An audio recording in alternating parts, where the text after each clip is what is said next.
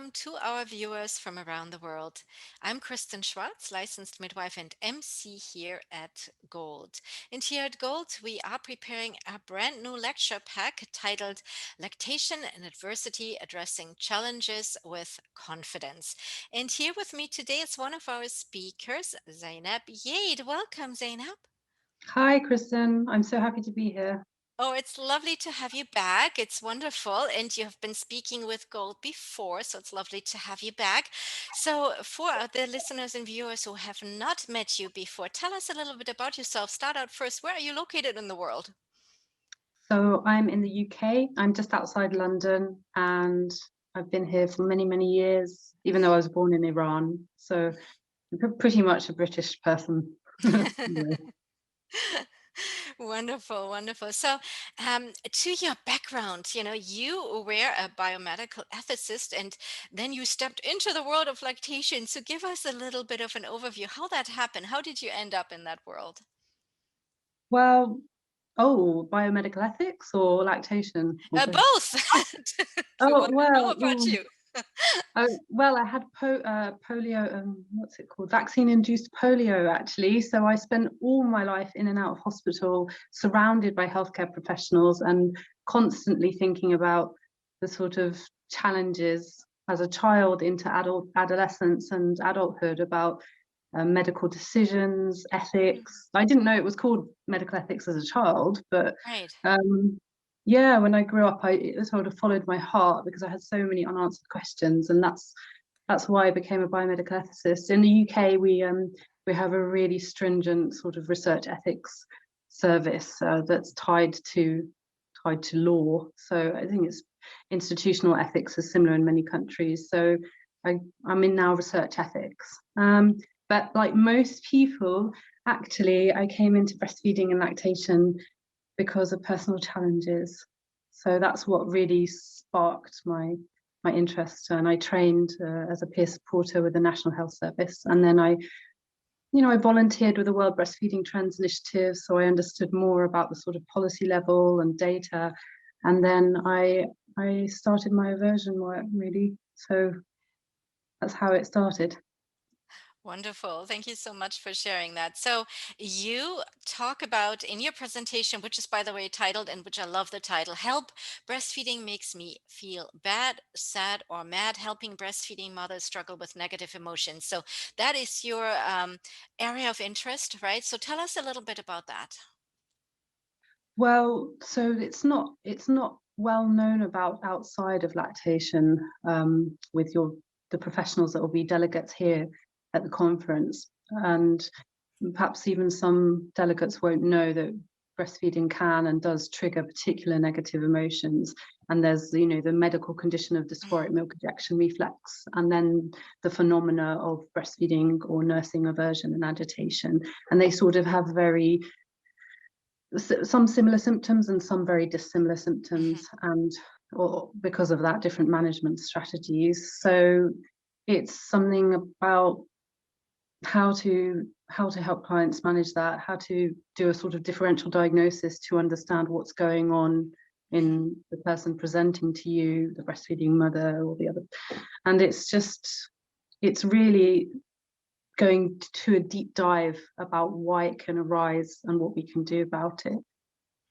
Wonderful. Yeah, that sounds very interesting. And you mentioned something there. It can be challenging to see is, what is going on. Is it a sadness? Is it part of depression? Is it part of, so it is for the care provider very difficult to see what's going on. So this will definitely help shedding light into the situation there as well. And thank you for shedding light on this because, as you mentioned, there wasn't much known about this previously.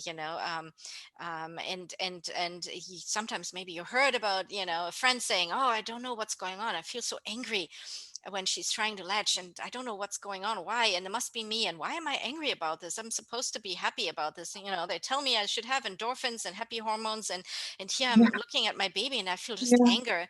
And it's so sad because then the breastfeeding person thinks it's something wrong with them. Something must be wrong, I must be doing something wrong, I'm not doing it right, I'm a bad parent. And that is exactly so it. absolutely sad, right? Yeah, it's heartbreaking. It's heartbreaking. I mean, it's not, because there are things you can do about it, and also it's within the sort of normal range of Hmm. what can happen in the human experience. But Hmm. so I cover a lot of why it happens in my book, because there's so many unanswered questions that people don't have any access to, and that there are reasons, and they're quite, they're quite reasonable biological, psychological, societal reasons that actually these emotions can arise. So Hmm. I really want to shift the burden onto sort of other areas, instead of just the parent feeling that Yes. they feel absolutely horrendous, Hmm. ghastly, and guilt-ridden, shame-ridden.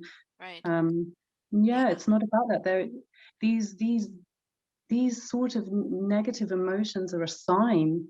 They're a sign for the person that's, suffering with them, and they're a sign for the healthcare practitioner. They're a clear sign, as part of the symptoms, and it means that something's going on or something needs to be done. To be Yeah. done. Yeah, let's talk about your book. You showed it a little bit. Hold it up one more time so we can see it. Can you also tell us the title? When Yeah, Breastfeeding it's Sucks. called, I love that title. Yes. it's actually, I'll give credit where credit's due. The publisher, Pinter and Martin, came up with the title, but it is my logo. So I did create You this sort did of create that image. very, Yeah. very, yes, it's a very powerful image, the graphic there, it's very powerful. So you poured your years of research, your years and years of work into this book, right? Yeah. Yeah, I did. I sort of observed lots of patterns, in the families that I supported, and a lot of their sort of insights and my own insights into triggers and possible causal mechanisms, and then really just flooded it with the research to Hmm. sort of back it up, in a sense, because there's really nothing out there, nothing Hmm. at all. Actually, there are no clinical trials, there's no medical literature. Hmm. There's very few. Actually, we recently had a prevalence paper published on dysphoric milk rejection reflex, which is wonderful.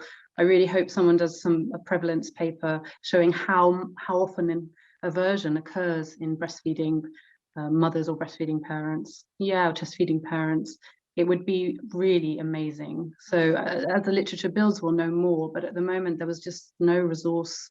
I mean, we Hmm. have aversion support groups. I have a free Right. structured support course You have, online. yes, you have a lot Yeah, of resources there. Tell us where we can find you there. What is your website?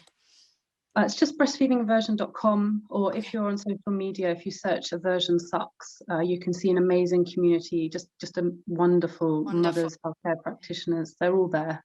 Oh, Yeah. that's great. And it is a good resource to give to our clients as well to have that. Now, let me ask you, this book, is this more for professionals, providers, or is it also for families or the lactating It's person? it's actually written for both in mind. So Okay, great. it's well documented and referenced with citations, but it is not a heavily academic read, Hmm. even though it does go through my theory, my biopsychosocial theory on aversion. So, but it covers dysphoric milk ejection reflex and depression and things like that as well. So it's definitely a resource for people trying to learn more and help others, and then people trying to learn more to help themselves. Hmm. Fantastic. Thank you so much. Now, before I let you go, Zainab, I always like to ask our speakers to give us a little nugget of wisdom. What do you have for us? Um, well, for mothers or breastfeeding parents, chest feeding parents, I'd like to say that no emotions are right or wrong.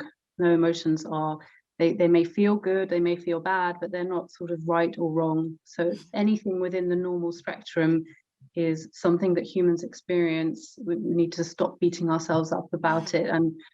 And if we fall into the category of sort of not feeling brilliant, feeling mad, sad, or bad when breastfeeding, chest feeding, it's okay, and there is support out there. And for healthcare practitioners, you can feel totally empowered to see the signs and symptoms if you listen to this talk, and you'll have the confidence to really help someone struggling.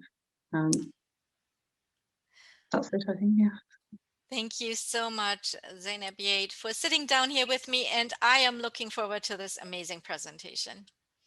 Thank you so much, Kristen. And for our viewers, if you would like to find out more about this lecture pack titled Lactation and Adversity, Addressing Challenges with Confidence, and about this presentation by Zainab Yate, which is titled Help Breastfeeding Makes Me Feel Bad, Sad, or Mad, Helping Breastfeeding Mothers Struggling with Negative Emotions, we will invite you to visit golactation.com and golearning.com. There you'll find out all about this and the other presentations in the lecture pack. Thank you everyone for watching. Bye bye.